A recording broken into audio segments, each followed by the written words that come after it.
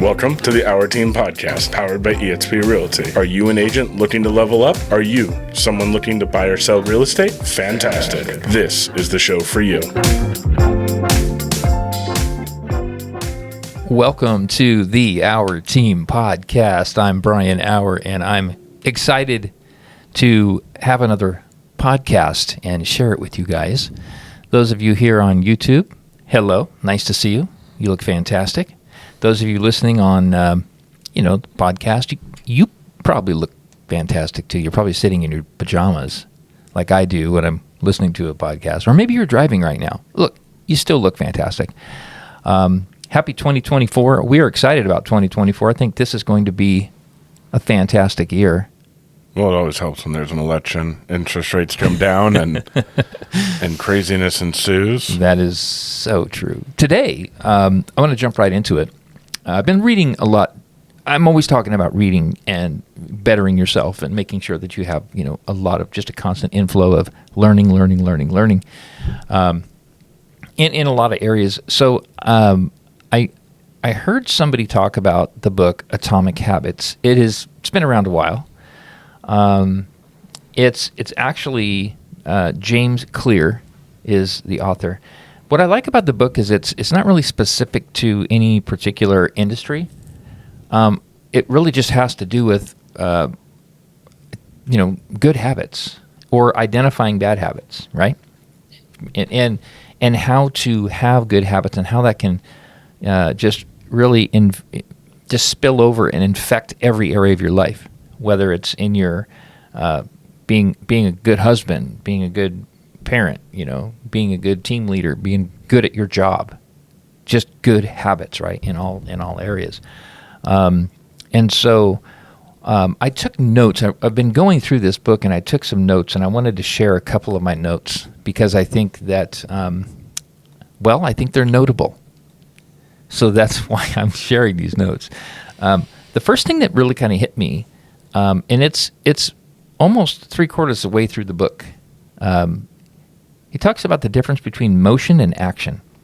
A lot of times we do a lot of things. We feel like we're getting a lot done, but we're just doing motion. The difference between motion and action is pretty different, though. Reading, for example, about a diet, and then preparing the meal for the diet and all that kind of stuff, or not preparing the meal, but learning about meal prep and all that kind of stuff. Just doing all this reading and this learning and this consuming and, checking into podcasts about dieting and all this different stuff. That is motion, where the action is actually dieting, right? Being in the gym, that is action. Reading books about workouts and stuff like that, and how often you should eat and when, and intermittent fasting versus eating 24 hours a day or whatever. That is learning about the different things about working out versus actually doing it. That is, there's a huge difference, obviously. And so motion, it does not equal results. Action is what gives you the results. So motion is important because it sort of kind of gets you going in the direction of action. But it really kind of hit me hard when I realized, man, a lot of times I do spend a lot of time in the whole motion part of it because it makes you feel good that you're at least doing something. Because the action is always a little bit harder. So if you spend a lot of time on getting ready for the action and getting prepared for the action, and then doing a little bit more research on the action, and then, it makes you feel like, yeah, I'm doing this. But the truth is you haven't even started yet, right? There's been no action, so there can't be any results.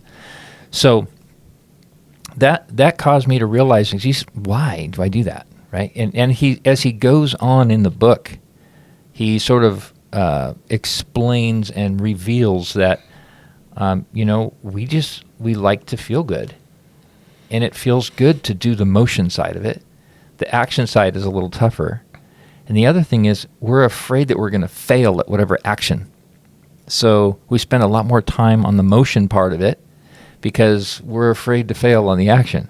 So I am very guilty of that. So I'm sharing this not because I've accomplished this and I'm Mr. Action now, but that I've identified that there's a big difference between motion and action. And in 2024, I want to be a lot more about action and a lot less about motion or over-prepping and not doing a whole lot. Well, podcasting is a lot of prep, but actually doing it and getting on. Nobody wants to hear their own voice. Oh, I'm sorry. Everybody wants to hear their own voice. Everybody wants to hear your voice. They don't want to hear my squeaky little voice. But I think that sometimes you and I will go sit down and we'll have a nice cigar and we'll sit there and we'll talk about podcasting. We'll talk about the different pain points and things that we want to sort of get involved in content creation for them. And sometimes it's just more fun to talk about all the podcasts we're going to do, and we get lost in motion land and forget that action is required, right? So other people need to hear our thoughts, apparently. So anyway, I also right after that, in that same, it wasn't in the same chapter, but in the same section of the books, I was really trying to just absorb things that would help me as a real estate agent in the book Atomic Habits. I thought about something that is really important when it comes to like mastering a habit. So it's not about developing a habit. And I confused the team a little bit the other day when I was talking about I'm not talking about just a habit, but mastering a habit is not so much how long it takes to do that, but it's how many times do you do it. Right, it goes back to like the 5-5-4 or the daily routine. Are you doing it daily, or are you talking about doing it daily? And I got immediate pushback from the team, which I freaking loved, because they were like, two guys on the team were like, no, I totally disagree with that. And it's because I said, it's better. I wasn't, instead of saying habit mastery, I said a habit is better developed if you do a bunch of them in one day as opposed to one a day for a month. And they were like, I totally disagree. And I was like, wait a minute, but I just read that. And then I realized I said it wrong. They're right. It's if you want to develop a real habit, and Stephanie Cranford was like looking at me like, you're crazy, Brian. They were right. I said it wrong. When you're looking at developing a really good habit or a habit, you should do it every single day, right? A couple times a day even, but every single day. And generally speaking, in about 21 days, you'll have a good habit. You can develop a bad habit quicker than that. But anyway, when it comes to habit mastery, if you want to master something, it will come to a place of mastery in your life if you do. It's more important to do something. I'm just going to say making 50 calls with a certain script in one day is going to make you a master at that much faster than doing, or I'll just say much better, because you get the instant feedback loop than if you just do it one a day for 50 days. So if you're going to master a habit, then it's just a constant repetition. And I took that right to, obviously, maybe not obviously, but a lot of my friends and family and people that watch that have been tuning into the podcast, they know I'm a drummer. And so it's like practicing. If you just practice like, your rudiments, and you just do it one time through, and you do that every single day, just one time through, you're never going to master that rudiment, ever. But if you do it over and over and over and over, and you just can constantly for hours a day, then you're going to master it, right? It's the same thing with something as simple as making your calls. But you also need to have some feedback loop from someone else, because if it's a bad drum rudiment, and you practice it, well, you've mastered something that's horrible. Mm-hmm. That's right. If you're making one call a day, every single day, thinking what you're doing is you're developing a habit where you need to make a phone call every day. But you're not going to master that. And if you do, it's going to take.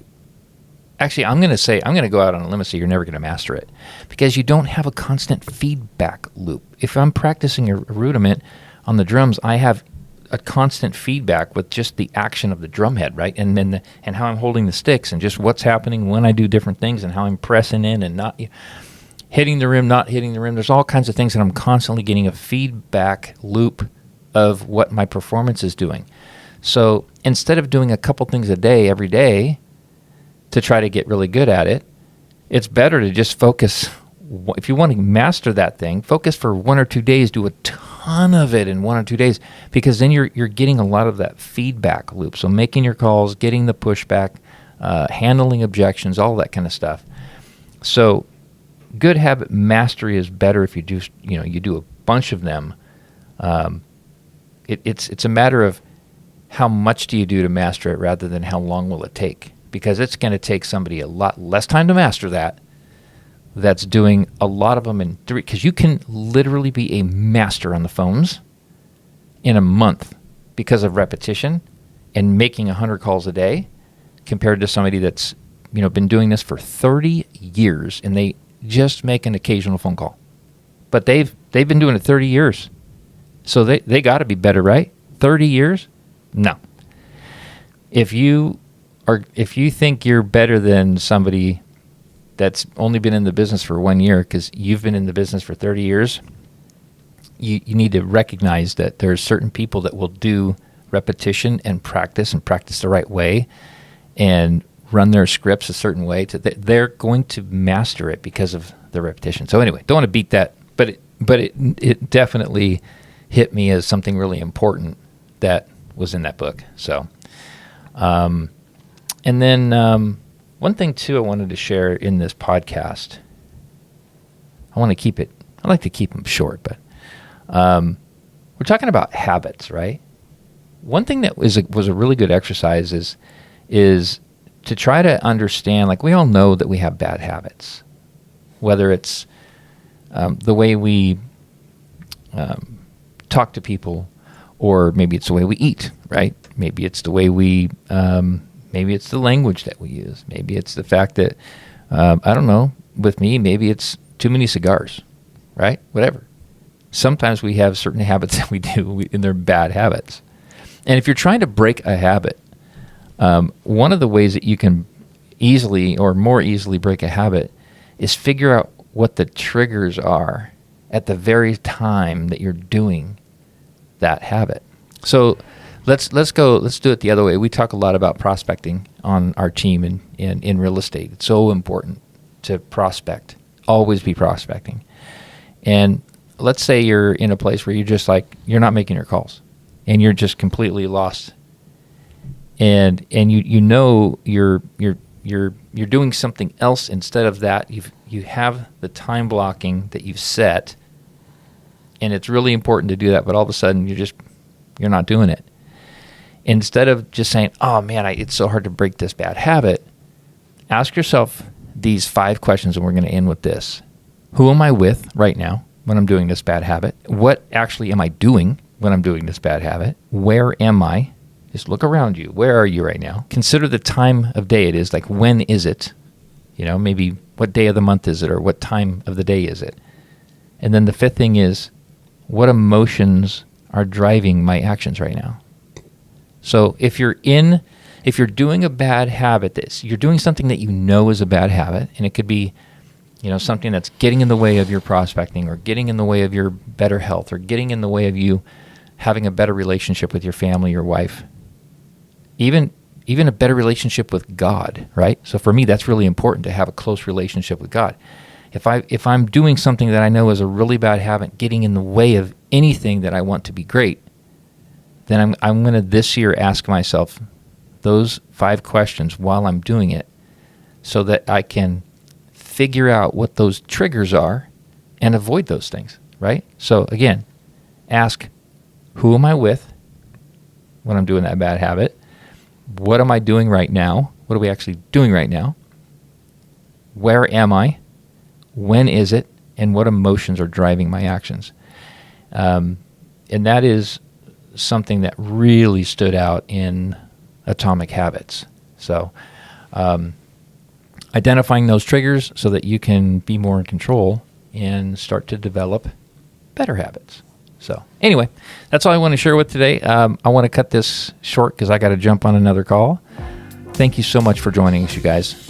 Love having you here. If you have any questions or want to go deeper with any of this stuff, please reach out. Love to hear from you. Love to communicate with you. We will catch you on the next one. Hey, wait, before you go, would you do us a favor? If you found any value in this content, would you please like and subscribe to it? Maybe even leave a comment. It really helps us out.